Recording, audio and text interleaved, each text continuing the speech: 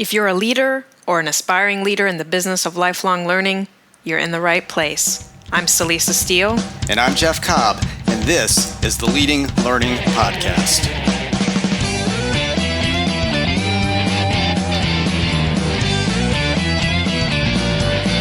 Welcome to episode 220 of the Leading Learning Podcast, which happens to be our first episode of 2020. We kick off the new year and the new decade with a conversation with Tara Bryan.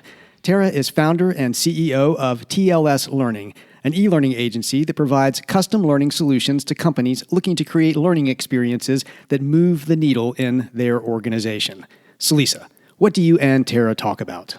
Well, we get a little meta and focus our discussion on podcasts, in particular, educational podcasts. Tara is the force behind the Course Building Secrets podcast, which first aired in 2019.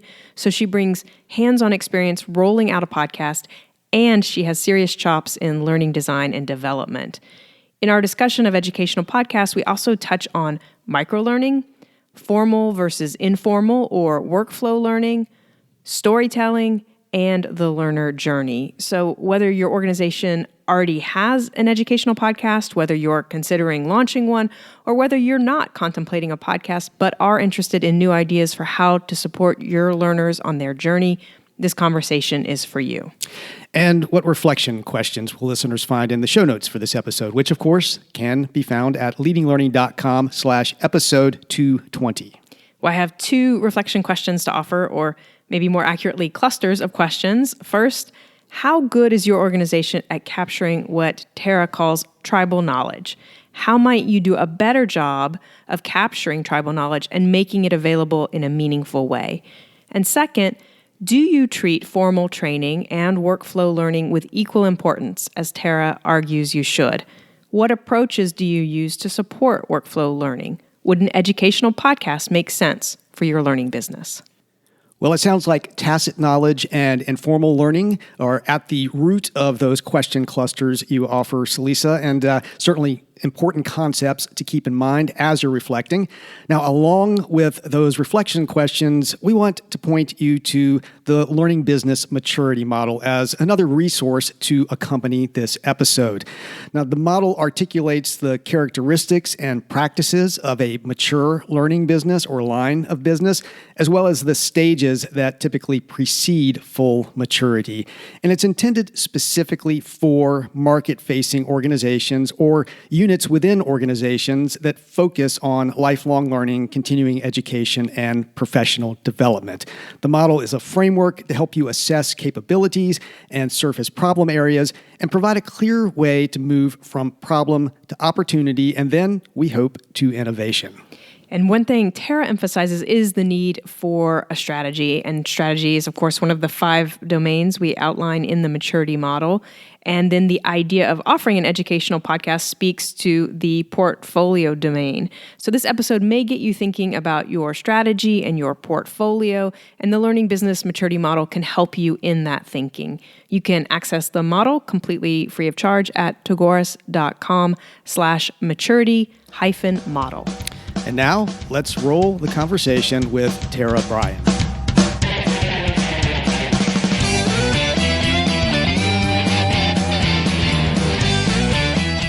Hello and welcome to the Leading Learning Podcast. I'm Celisa Steele, and today my conversation partner is Tara Bryan, founder and CEO of TLS Learning, an e-learning agency that provides custom learning solutions to companies looking to create learning experiences that move the needle in their organization.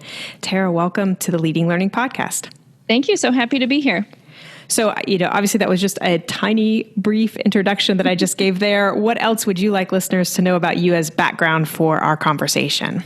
Yeah, no, that's a great kind of overview. So I started TLS Learning about 15 years ago and have been sort of in learning and development and creating learning experiences for a much longer time than that.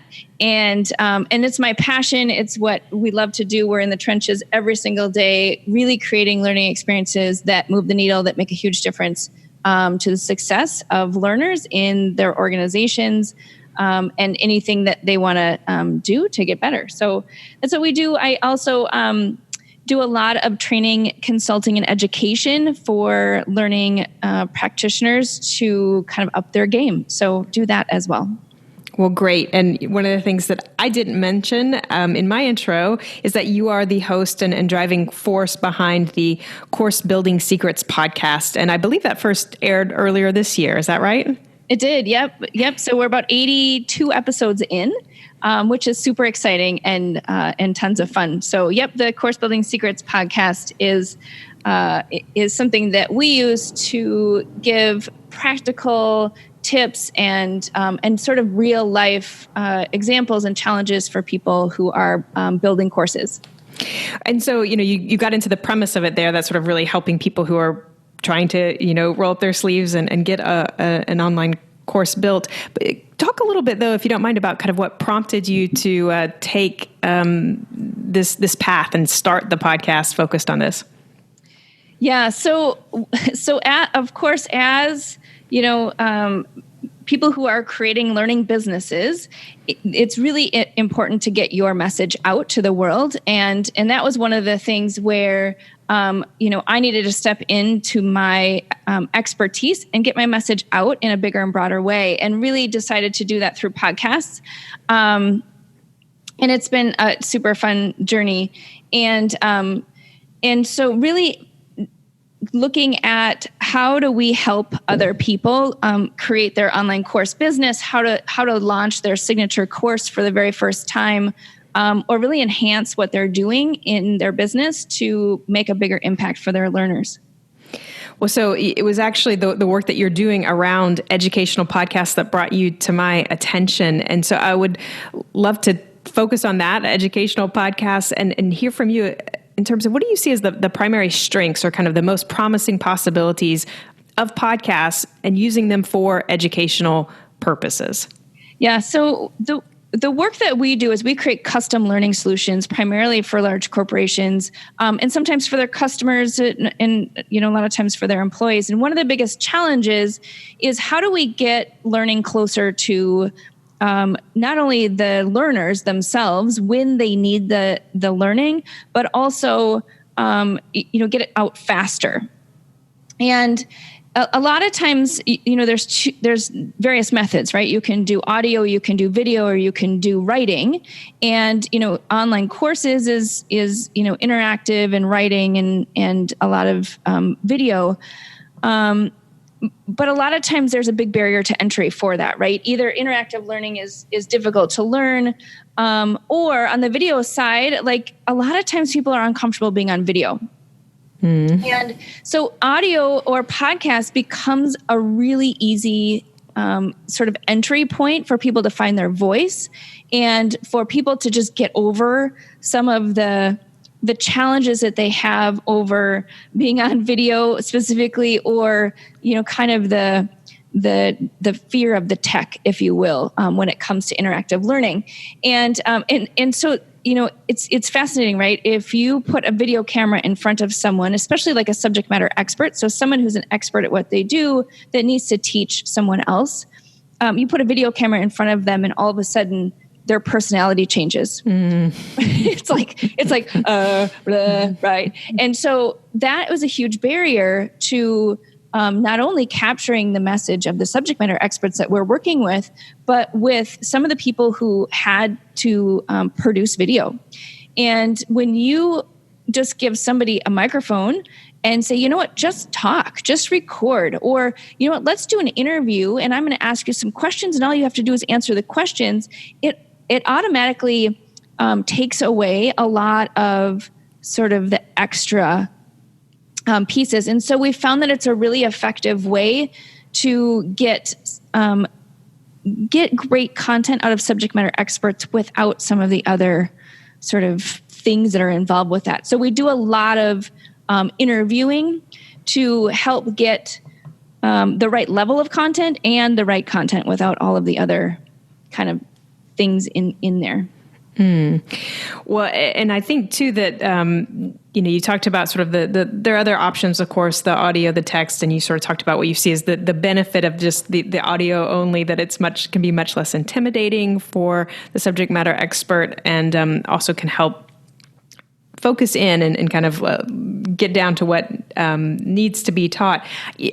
I'd be curious too if you view educational podcasts as micro learning or sort of micro learning only, or if you think that they can kind of be also perhaps longer form. Just your thoughts on sort of how podcasting and micro learning might fit together.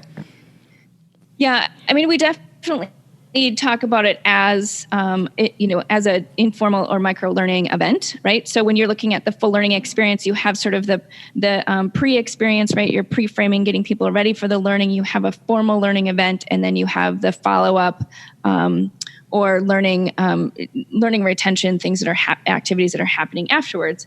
And so we definitely think about it for sure to be those little micro pieces that can be added into a training. But it also could be part of a more formal sequence. So one of the biggest benefits of podcasts is it allows people to learn where they are, right? So it puts people in a place where they're learning a lot of times during their discretionary time, right? So you have a salesperson and they're learning while they're driving or flying or, kind of out doing their sales calls. You have somebody who is primarily spending time on the road. Maybe they're out fixing things on site.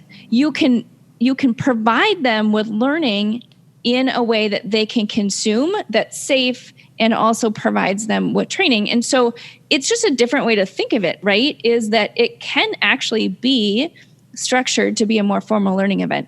But primarily we use it as sort of reinforcement and pre-framing on the front and back of a learning experience. Well, and I want to talk a little bit more about that, and especially this idea of kind of workflow learning. But right before we get there, I asked about kind of what you see as the strengths of podcasts. I want to ask the flip side of that and ask, are there weaknesses that you think are sort of inherent in the format, or weaknesses that you've come up against as you are working on different educational podcasts? Yeah, I mean, I think that as with any media, there's some disadvantages, right? Like if you are doing too much multitasking while you're listening, then, you're not going to be fully paying attention. If you are that type of person who learns best by watching something or, taking action and doing an activity, then podcasting isn't going to be the best method, right? But it needs to work on both sides. Sometimes it works really well for the person who needs to teach. And so it's a great way for them to get their message out that maybe somebody wouldn't get. One of the strengths of it, sorry, I'm going back to strengths, is you're capturing tribal knowledge, right? That you wouldn't necessarily capture if you were doing something more formal. And so that at least puts it in a place where you can do something with it, and then you can turn it into something else later if you needed to. But so, because some people aren't necessarily great listeners. And so you may lose a couple of people with that. But it's all part of the full learning strategy, right? Like you wouldn't do all of your training with one method, you would change it up. And so it's just part of that whole piece. I think the other thing is that like you have to kind of be interesting when you are speaking, right? You put somebody on the microphone just like you would do in a camera, and it's like blah, blah, blah, blah. Like no way, nobody's gonna pay attention and they're gonna turn it off. And so that would definitely be part of it as well. Is you gotta have a little bit of personality in order for it to work. Right. Very good point. And so to go back to kind of where you already started, and we already touched a little bit on kind of the using podcasting as kind of one option in the toolkit that's available to us as part of an overall approach to learning. But I know too that you've written about kind of the need to separate formal training and from workflow learning, and actually though to separate them, but not to kind of make one lesser than, but that they're both equally important. And so I would just love your thoughts on kind of that how podcasts really support that that workflow learning, which I think you began to get into a little bit around kind of, reaching the learners where they are. But any other thoughts there on sort of how that might work and or how it might be different if you're using a podcast and more of kind of as the main sort of formal training element? Yeah. So one of the things that we do is that we focus heavily on the learner's journey, right? And what the experience is that they need in order to be successful. So often in a formal learning event, we're thinking about skill building, right? We're thinking about what do they need to be able to do in order to be successful. So they're practicing, different scenarios, or they're doing simulations, or they're doing some type of activity that's allowing them to practice what they need to do to be more successful. Podcasting and different sort of informal learning events around that really support real life examples, right? So it gets into storytelling. It gets into how do I apply this? What are the stories around that in terms of, so-and-so had this situation and, yes, the steps are 1, 2, 3, 4, 5, but here's how they went through that with a real person. That level of storytelling and examples that other people can provide really gives the depth to the skill enhancement that they're getting in a training. And so I believe that podcasting is a great way to capture that. And it's a really easy way, and it's got a really low barrier to entry to capture those stories and those real life experiences that people are having. Well, so, you've already begun to get specific there, which I think is great around how a podcast might be used to support or convey kind of training material. But, other ideas or suggestions that you have for sort of how to structure an educational podcast? I mean, I know you mentioned interviews with subject matter experts already. That's come up, and you just were sort of talking about this storytelling as a way of conveying examples. Do you have other thoughts that kind of occur to you as, what form educational podcasts might take? Yeah, I mean, there's a bunch of different ways to sort of lead with how you want your podcast to be, right? So it's stories, it's news, it's interviews, it's sort of, you can do educational nonfiction or more educational, right? Maybe, so the Course Building Secrets podcast, for example, is really focused on tips and secrets to help people be successful, right? So we do interviews and we do storytelling, but it's really also based on like, okay, here's your quick thing that you need to go and take action on. So there's lots of different ways that you can lead with it in terms of how to create and enhance your educational podcast. And so, if an organization is listening to this conversation and thinking, I think that an educational podcast could be an ingredient in our strategy as we're looking at what we're offering, do you have recommendations for kind of, what to do as a first step or as first steps if that organization is just beginning to consider, okay, educational podcast? Yeah, I mean, of course, the very first thing that you need to do is really look at your full learning strategy and where it fits. So often I think sometimes companies just say, oh yeah, this is something that's really popular right now. Let's just grab it and do it, right? So we want to put it into the mix of the strategy and make sure that it makes sense. But then once you've done that, it's really determining, who your audience is and what kind of podcast you want to lead with. And really looking at those two pieces in terms of, who you're going to be serving and what is it that you're going to focus on. And it will evolve over time. So you don't need to stress too much about like the specifics of all of your topics. But, those are the two primary places to get started. Okay, so really looking at the full learning strategy and really making sure that you're clear on where the podcast fits, how it supports other elements, where it might be filling a gap that exists. Do you have thoughts too on educational podcasts as sort of an ongoing phenomenon? Like we launched the Leading Learning podcast 4 years ago, and we're just moving forward and sort of no end in sight. Versus saying, we're going to do a 5-week or 6-month or whatever it is, educational podcast really focused on on a particular, framework or structure, and that you really know that and have that laid out. And so it's much more of a time limited offering. Any thoughts around kind of whether both approaches are viable, or what to think about whether you might want to do more of the time limited versus sort of open ended?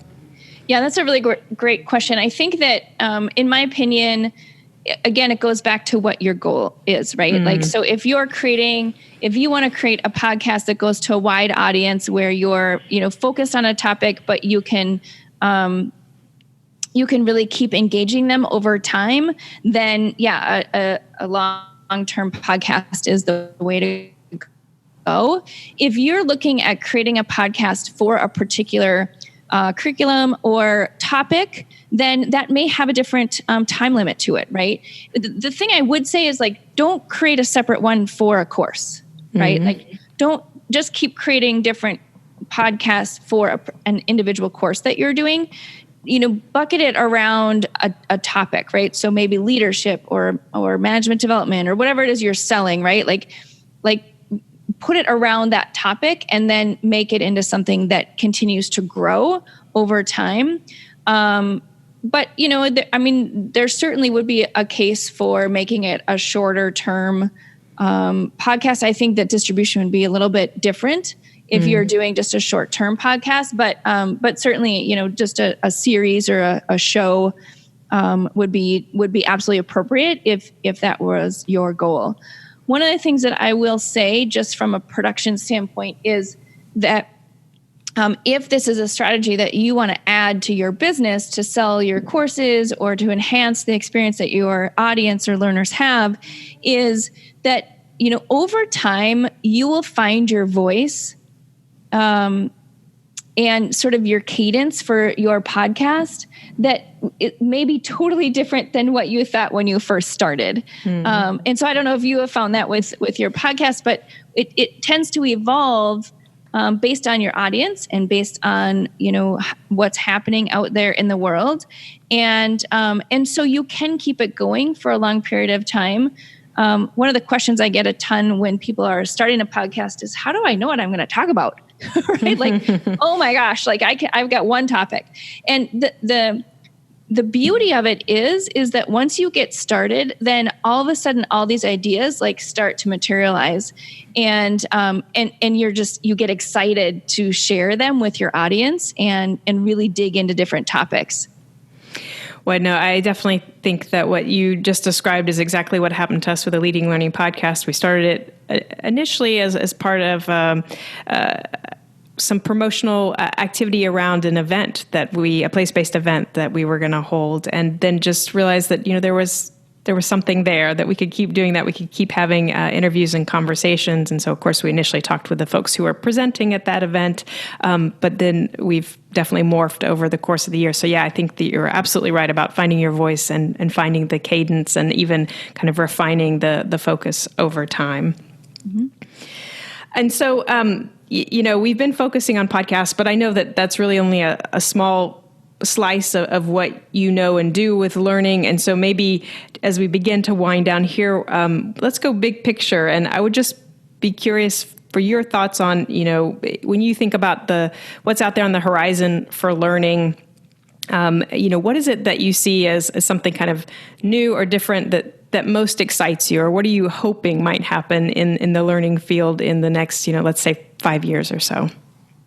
Oh, that's such a great question. I love that question. So like I mentioned at the beginning, like I am passionate about all things learning and how we can enhance the learning experience for the people who actually need what we have to offer. And I think for me, one of the most exciting things is the concept of a learning experience, and that it's not just about going to a classroom. It's not just about taking an e-learning.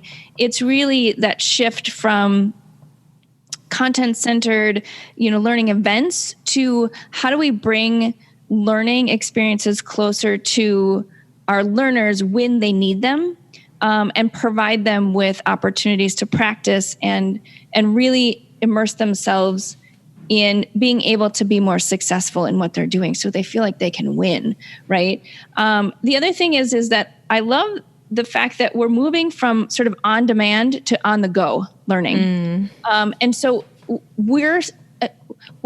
my dream is for the industry is not only to create really great learning experiences that move the needle, right? That's number one. Quit doing content-based learning where you're just lecturing. Don't do that. So that's the first thing. The second thing is like, we need to constantly be evolving to what's happening out there in the world.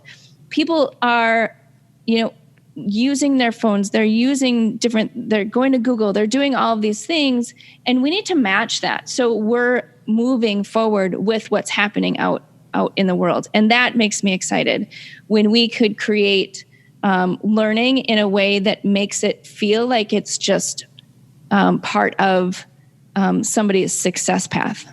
Yeah, it's sort of like the one step beyond workflow learning. It's like life flow learning or something as we get it up there. Yeah, totally. So next to last question, this is one we ask of all contributors to the Leading Learning podcast, and it focuses on your own personal learning. And the question is, what is one of the most powerful learning experiences you've been involved in as an adult since finishing your formal education? Yeah, so I am obviously a lifelong learner, right? I don't know if you can be in this field without being passionate about learning. But for me, I would say the biggest game changers that I've had in my own personal learning is to be part of sort of high-end mastermind coaching programs where it's a group of people who are all moving in the same direction. We meet live, we meet on Facebook, we meet on the phone, we have coaching, we have that sort of immersive experience where, again, there's online or on demand, there's classroom events and different things like that, but really investing in my own personal growth so I can continue to provide awesome experiences for the people that I'm working with is what's really important. So for me, it's really being involved in high-end mastermind programs that really are focused on coaching and growth. So kind of another shout out for the importance of social learning, peer learning, where you're really with that group of peers who are similarly on this trajectory to just improve themselves and improve the work that they do. Right. And I would be remiss if I didn't say that I also listen to a ton of podcasts. Yes. Well, excellent. So last question is just if listeners want to know more about you, more about your work, or connect with you, where would you have them go? Yeah, so there are a number of different places to find me. And, I'm, of course, on LinkedIn and Facebook. Facebook, we have a group called Bryan Live where we're engaged in additional conversations beyond the podcast. Obviously, the Course Building Secrets podcast is a great place to connect in with what we're doing in the course building world. And TLSlearning.com is the main agency site, and TaraLBryan.com is my personal site. Well, great. We'll make sure to get all of that into the show notes for this episode. Tara, thanks so much for taking time for the Leading Learning podcast. Thank you so much for having me. I appreciate it. That concludes the conversation with Tara Bryan. To get show notes, go to leadinglearning.com/episode 220. And the show notes will include the reflection questions. And those are: 1, how good is your organization at capturing tribal knowledge? How might you do a better job at capturing it and making it available in a meaningful way? And 2, do you treat formal training and workflow learning with equal importance? What approaches do you use to support workflow learning? Would an educational podcast make sense for your learning business?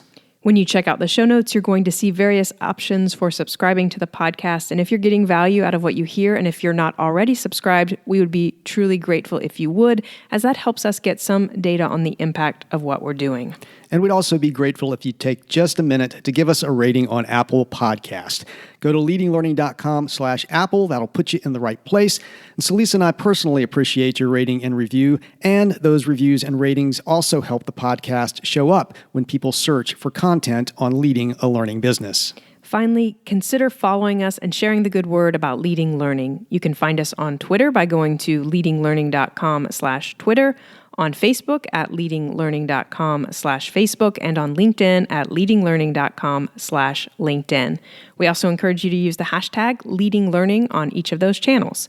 However you do it, please follow us and help spread the word about leading learning. Thanks again, and we'll see you next time on the Leading Learning Podcast.